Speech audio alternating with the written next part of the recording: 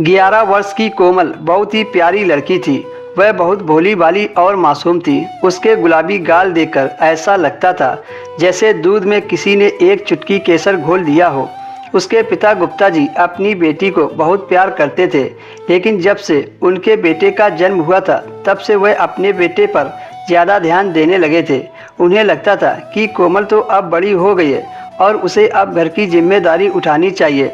गुप्ता जी ने अपने घर में एक किराएदार रखा हुआ था जिसका नाम विमल था। विमल पिछले साल भर से वहाँ पर रह रहा था और वो उनके परिवार के साथ अच्छे से घुल मिल गया था। विमल कोमल के साथ बहुत सारा समय बिताता था और कभी कभी उसे पढ़ा भी दिया करता था। कोमल उससे कहती थी कि चाचा जी, मुझे चॉकलेट बहुत पसंद है, आप मेरे लिए चॉकलेट लाया करो। विमल भी रोज़ उसके लिए तरह तरह के चॉकलेट लाया करता था। एक दिन गुप्ता जी अपनी पत्नी के साथ अपने बेटे को हॉस्पिटल लेकर जा रहे थे। कोमल भी साथ में जाने के लिए जिद करने लगी तो गुप्ता जी ने कहा, बेटी अब तुम बड़ी हो गई हो, घर अकेले रहना भी सीख लो। हर जगह तुम्हारा जाना भी ठीक नहीं है।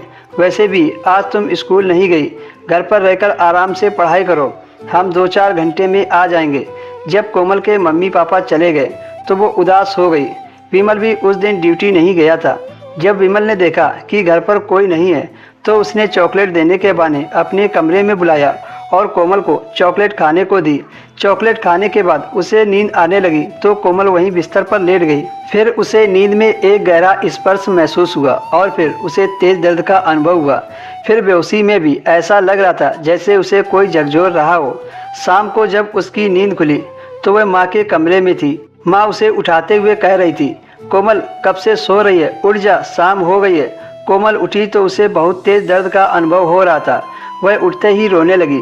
उसकी माँ कहने लगी, क्या हुआ कोमल? उसने रोते हुए अपनी माँ को बताया कि चाचा जी ने मुझे चॉकलेट दिया था और उसके बाद से ही उसे गहरी नींद आ गई और तब से उसे बहुत तेज दर्द हो रहा है। यह सब जानकर उसकी माँ हैरान रह गई। वह तुरंत गुप्ता जी के पास गई और उन्हें सारी बात बता दी।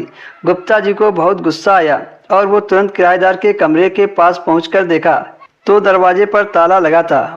वह गुस्से से उबलते हुए उसके वापस आने का इंतजार करने लगे, लेकिन तभी गुप्ता जी के फ़ोन में किसी का फ़ोन आया। उन्होंने फ़ोन उठाया तो पुलिस का फ़ोन था। पुलिस ने बताया कि उनके घर में रहने वाला विमल एक सड़क दुर्घटना में मारा गया। यह सुनकर गुप्ता जी दंग रह गए। आज ही विमल ने एक मासूम के साथ खिलवाड़ किया था और आज ही भगवान ने उसके कुकर्म की सजा दे दी। लेकिन आगे से गुप्ता जी ने तय किया कि वह अपनी बेटी की सुरक्षा का पूरा ध्यान रखेंगे और उसे इस तरह कभी अकेला छोड़कर नहीं जाएंगे। दोस्तों, आप भी अपने घर परिवार का ध्यान रखें, अपनी बहन बेटी को कभी घर पर अकेला छोड़कर ना जाएं। दोस्तों, कहानी पसंद आई हो तो वीडियो को लाइक करें, शेयर करें और हमारे चैनल को भी सब्सक्राइब कर लें।